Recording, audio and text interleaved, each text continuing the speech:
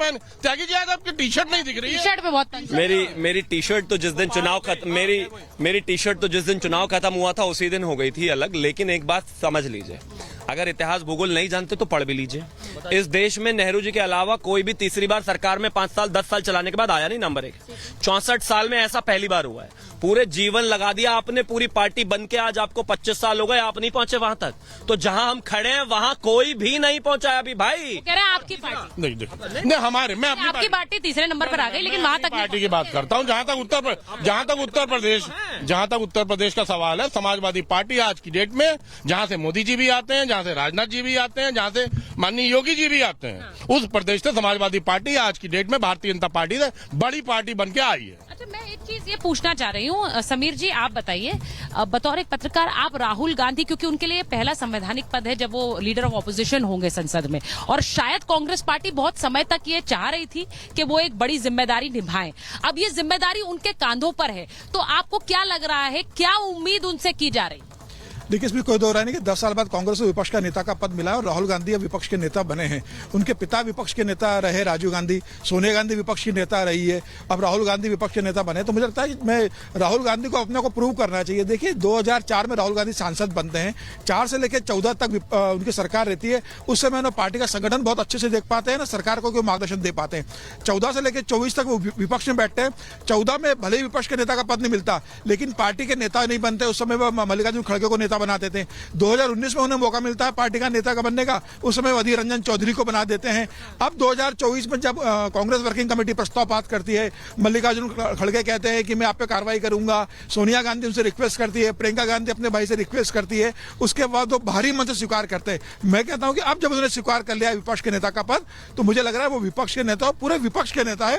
अब वो एक अच्छे विपक्ष के नेता के रूप में अपना व्यवहार करे, बढ़िया स्पीच दे, सरकार को मुद्दे पे घेरे और ये बताए कि 2029 में प्रधानमंत्री मोदी के सामने प्रधानमंत्री के रूप में बनने के लिए तैयार है। और मुझे लग रहा है ये 5 साल एक अपॉर्चुनिटी राहुल गांधी को मिली अपने आप को प्रूव करने के लिए। ये देखना दिलचस्प होगा कि राहुल गांधी इस 5 सालों को कैसे इस्तेमाल करते हैं। क्या विपक्ष का नेता बनकर प्रधानमंत्री की तरफ बढ़ते हैं, या लोग कहते हैं कि बहुत बड़ी गलती हो गई, राहुल गांधी को इतना बड़ा मैंडेट। यहाँ पर क्योंकि संजय जी खड़े हुए हैं, वो उनका कहना होगा कि भाई हमारे नेता के साथ जो हो रहा है, अरविंद केजरीवाल के साथ जो हो रहा है, वो तो सबसे बड़ा आपातकाल जैसा हो रहा है, उन्हें छोड़ने नहीं दिया जा रहा। अब उनका आरोप ये होगा, और मुझे लगता है कि ये आरोप अब अखिलेश जी ने तो आज संसद के बाहर समर्थन किया है, तो आपको लग रहा है कि ये मुद्दा भी अब संसद में जाएगा? नहीं, यही मुद्दा नहीं है।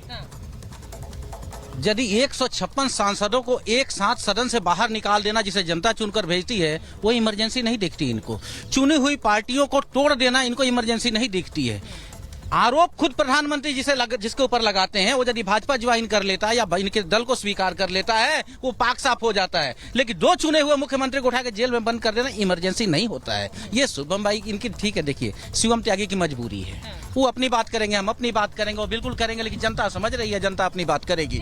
मैं एक ऐसी सरकार, सुचात्रा जी मुझे गर्व होता है अरविंद केजरीवाल पे। घोटाले हैं, जांच करने की बात है, संगठन है, जांच करे, लेकिन जिस तरीके से अभी हुआ है, आप ट्रायल कोर्ट में उनको बेल मिलता है, बेल की कॉपी अपडेट नहीं होती है, ईडी हाई कोर्ट जाती है, हाई कोर्ट से स्थगन होता है, वो सुप्रीम कोर्ट जाते हैं, सुप्रीम कोर्ट उसे नकारता है कि ये गलत हुआ है। हाई कोर्ट का रिमार्क देखिए, हाई कोर्ट ने क्या किया, लोअर कोर्ट ने, ईडी ने जो डॉक्यूमेंट सबमिट करे उसे पढ़ा नहीं है और बेल उसके आधार पर नहीं हुई है। ऐसा नहीं होगा, जो मेरी बात पूरी होने दीजिए ना। ठीक है। फिर हाई कोर्ट ने जो अपनी बात की, सुप्रीम कोर्ट की भी सुनिए।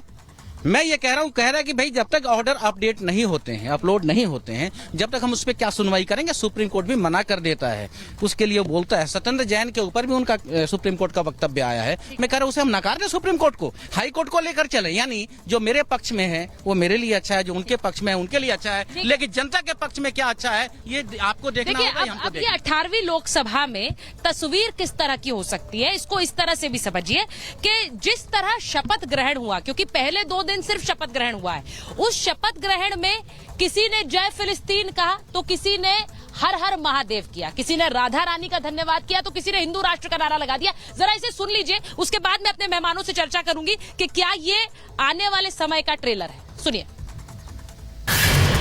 जय भीम, जय मीम, जय तेलंगाना, जय फलस्तीन, तकबीर, अल्लाहु अकबर। जय हिंदू राष्ट्र, जय भारत। गुरु गोरक्षनाथ महाराज की जय। नमः पार्वती पते, हर हर महादेव। जय भोजपुरी। अटल बिहारी वाजपेयी जिंदाबाद, नरेंद्र मोदी जिंदाबाद, डॉक्टर हेडगेवार जिंदाबाद। जय श्री कृष्णा, जय श्री राधा रमन जी, जय भारत माता की। भारत माता की जय। जय श्री राम। जय श्री राम, जय भारत।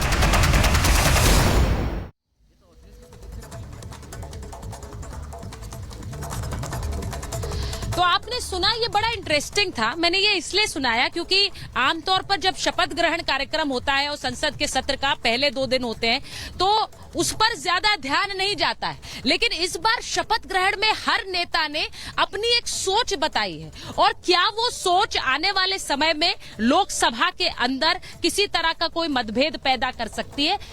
जब संसद के अंदर जय फिलिस्तीन होता है तब उस समय असदुद्दीन ओवैसी पर बीजेपी हमला करती है, ये तक कह देती है कि इनकी संसद ही जानी चाहिए। लेकिन जब जय हिंदू राष्ट्र होता है तब कुछ नहीं कहती।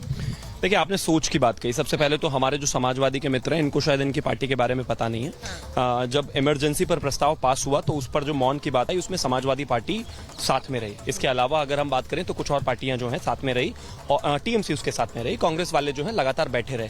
तो इनकी आपस में जो टूट होनी है वो सामने सामने दिखाई दे रही है। ममता बनर्जी लगातार इस बात को लेकर कई बार, 2 बार 3 बार अभी तक मुखर हो चुकी है कि पहले कहा गया कि हमसे पूछा नहीं गया, उन्होंने भी इनफैक्ट इमरजेंसी को माना। कांग्रेस लेकर उसको एक अलग तरह का राग अलाप रही है। इसके अलावा अगर और मैं बात करूं, पूरे अलायंस की जो स्थिति अभी फिलहाल इनकी बनी हुई है, हर विषय को आने वाले समय में आप देखिएगा कि कहीं ना कहीं अलग थलग आपको ये पड़े हुए मिलेंगे। अब मैं आगे आता हूं। जहां तक बात फलस्तीन का विषय है, मैं कहता हूं कि आपको एक जय हिंदू राष्ट्र उन्होंने कहा, आपका विरोध हो सकता है, इसमें कहीं कोई दो राय नहीं है। लेकिन इंटरनेशनल ब्रदरहुड की जो ये कहानी है, फलस्तीन का नाम लेकर आप इस देश के मुसलमानों को पोलराइज करना चाहते हो या आप ये बताना चाहते हो? जय हिंदू राष्ट्र करके क्या कर रहे हो? मैं मानता हूं कि अगर उनका किसी को दिक्कत लगती है तो उस पर सवाल जवाब उठाए, कोई परेशानी नहीं है। लेकिन फलस्तीन का तो इस देश से कोई लेना देना नहीं है। अगर इंटरनेशनल लेवल पर कोई भी चीज है या बायलैटरल ट्रायलैटरल ट्राइज में कहीं पर भी हिंदुस्तान की सरकार उसको सपोर्ट करती है या समर्थन करती है, वो अलग विषय हो सकता है। लेकिन आप एक नेता के तौर पर, मुसलमान नेता के तौर पर जो ये बात कह रहे हैं, इसका मैसेज क्या देना चाहते हैं, क्या बताना चाहते हैं, ये कहीं ना कहीं सोचने वाली बात है। और लगातार इस तरह के नारे जो है, मुझे लगता है असदुद्दीन ओवैसी की तरफ से तो आते ही हैं। मुझे वरुण जी एक बात बताइए, अगर उन्होंने कहा कि श्यामा प्रसाद मुखर्जी जिंदाबाद, अटल बिहारी वाजपेयी जिंदाबाद, नरेंद्र मोदी जिंदाबाद, तो क्या गलत है उनकी सोच? जी, सांसद की शपथ एक फॉर्मेट होता है, संविधान के अंतर्गत होती है। अगर किसी कोई, चाहे मेरी पार्टी हो चाहे दूसरी पार्टी, अगर उसके बाद उसके शब्दों का हेरफेर करता है तो वो गलत है, संसदीय आचरण के खिलाफ है। ठीक है। अभी आप बात कर रहे थे अभी कानून व्यवस्था की, ये मेरे को नहीं पता सरकारी है या गैर सरकारी इवेंट हो रहा है। ये नॉइज पोल्यूशन है, 55-60 डेसिबल से ऊपर आ रही है नॉइज। ये